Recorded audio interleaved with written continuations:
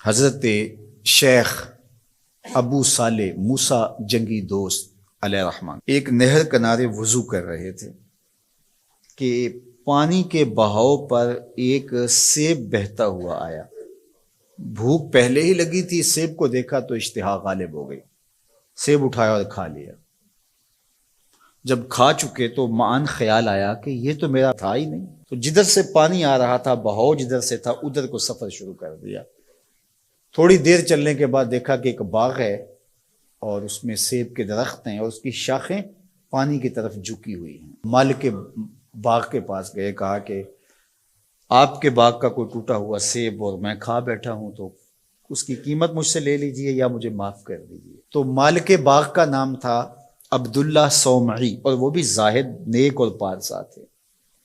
جب انہوں نے دیکھا کہ اس نوجوان نے سیب کھانے پر مجھ سے معذرت کی ہے یا پیسے دینے کے لیے تیار ہے، یہ تو کوئی جوہر ہے، کہا 12 سال میرے باغ کی نوکری کرنی پڑے گی، اس کے بعد ایک شرط اور ہے، پوری کر دو گے تو میں تمہیں معاف کر دوں گا۔ کہا ٹھیک ہے، 12 سال نوکری کرتے رہے۔ کہا اب دوسری شرط ہے کہ میری ایک بیٹی ہے جو آنکھوں سے نابینا ہے، کانوں سے بہری ہے، زبان سے بول نہیں سکتی، اپاہج بھی ہے، چل نہیں سکتی، اس کے ساتھ تمہیں نکاح کرنا ہوگا۔ کہا یہ بھی منظور ہے۔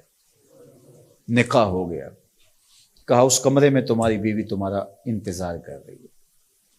جب کمرے میں دیکھا تو ایک صحیح الاعضاء خوبصورت صاحب جمال خاتون منتظر تھی۔ سمجھا غلطی لگ گئی ہے، واپسی جلدی سے پلٹے اور اتنی تیزی سے پلٹے کہ دروازے کی چوگاٹ کے ساتھ سر لگا اور سر پھٹ گیا اور خون بہ رہا، اور واپس آئے تو شیخ عبداللہ صومعی کہنے لگے کہ کیا ماجرا ہوا؟ کہا کہ وہ کوئی اور خاتون ہے، جو نقشہ آپ نے بتایا تھا وہ تو نہیں ہے۔ کہا وہی میری بیٹی ہے اور آپ کی بیوی ہے۔ وہ بہری اس لیے ہے کہ آج تک اس کے کانوں نے غیر محرم کی آواز نہیں سنی۔ وہ نابینا اس طرح ہے کہ آج تک اس نے غیر محرم کی شکل تک نہیں دیکھی۔ اپاہج اس لیے ہے کہ وہ غیر محرم کے لیے کہیں چل کے نہیں گئی۔ اسی طرح باقی جو چیزیں بتائی تھی ان کی تعبیر بتائی۔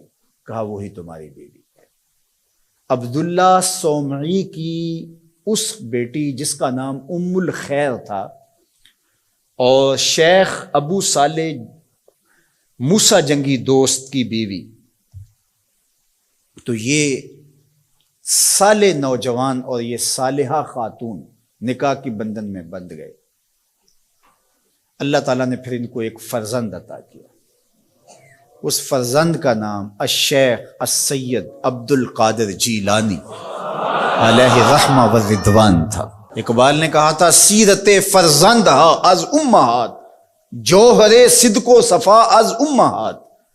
بیٹوں کی بیٹیوں کی سیرتوں کا جوہر ماؤں سے ہوتا ہے۔ باپ کا رزق حلال اولاد پہ اثر انداز ہوتا ہے۔ رزق حلال اگر آپ کی زندگی میں شامل ہو جائے تو پھر اس کا عملی نتیجہ یہ ہے کہ ایک صالح معاشرت کی بنیاد پڑتی ہے اور آپ صالح معاشرت کے ایک بہترین فرد ہوتے ہیں۔ جس طرح رزق حلال نسلوں میں سرایت کرتا ہے اس کی برکتیں، اسی طرح سچائی اگر کسی معاشرے کے اندر پیدا ہو یا کسی فرد کے اندر پیدا ہو تو سچ اپنا راستہ بناتا ہے۔ اگر آپ کی زبان سچ نہیں بولتی اور آپ حلال رزق نہیں کھاتے تو پھر آپ جتنے مرضی نفل پڑھیں، جتنی مرضی عبادتیں کریں، اللہ کی قربت کا تصور بھی نہیں کیا جا سکتا۔ نجات کا راستہ یہ ہے کہ ہم ان دو چیزوں کو اپنی زندگی میں لازم کر لیں۔ اور آج چونکہ 11 ربیع الثانی ہے اور پوری دنیا کے اوپر حضرت شیخ عبد القادر جیلانی علیہ رحمہ و رضوان کا یوم منایا جاتا ہے، اور چونکہ وہ 11 تاریخ کو لوگوں کو جمع کر کے دین سکھایا کرتے تھے، اور ملا علی قاری نے نزہۃ الخاطر الفاطر فی مناقب شیخ عبد القادر میں لکھا ہے کہ آپ کے خطبے میں اجتماع 70 ہزار لوگوں کا ہوتا تھا، اور یہ ہر 11 کو کیا کرتے تھے۔ اس وجہ سے اپنی سہولت کے لیے جس طرح ہم مقرر کوئی دن کر لیتے ہیں کہ ہر پیر کو محفل ہوگی، ہم مقرر کرتے ہیں ہر ماہ کی پہلی تاریخ کو محفل ہوگی، تو انہوں نے یہ دن مقرر کیا تھا۔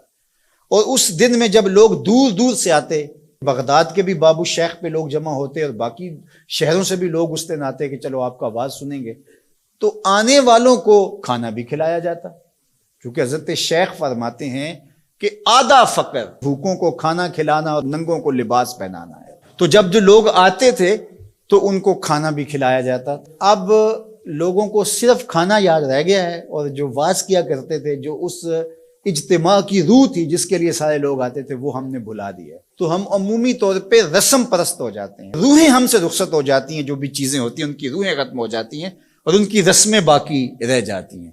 اور یہ ہمارا المیہ ہے شروع سے، بلکہ اقبال نے کہا کہ پورا دین ہی جو ہے وہ ہم نے رسم رکھ لیا ہوا ہے، اس کی روحیں ہم سے رخصت ہو گئی ہے۔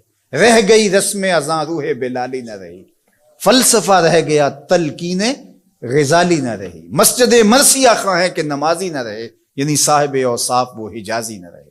حضور نے ارشاد فرمایا لا یبق من الاسلام الا اسمہ ولا یبق من القرآن الا رسمہ مساجدہم عامرۃ وہی خراب من الہدی۔ ایک وقت آئے گا کہ قرآن صرف رسم کے طور پہ باقی رہ جائے گا، اور جو ہے وہ اسلام کا صرف نام باقی رہ جائے گا۔ مسجدیں زیب و زینت کے لحاظ سے تو آباد ہوں گی، بڑے اونچے اونچے مینار ہوں گے، گنبد اچھے ہوں گے، قالین اچھے بچھے ہوں گے، دیواریں منقش ہوں گی، یہ سب کچھ تو ہوگا، لیکن نمازیوں سے خالی ہو جائیں گے، ہدایت کے نور سے خالی ہو جائیں گے۔ تو آج یہی ماجرا ہے کہ ہر چیز کی رسم باقی رہ گئی ہے۔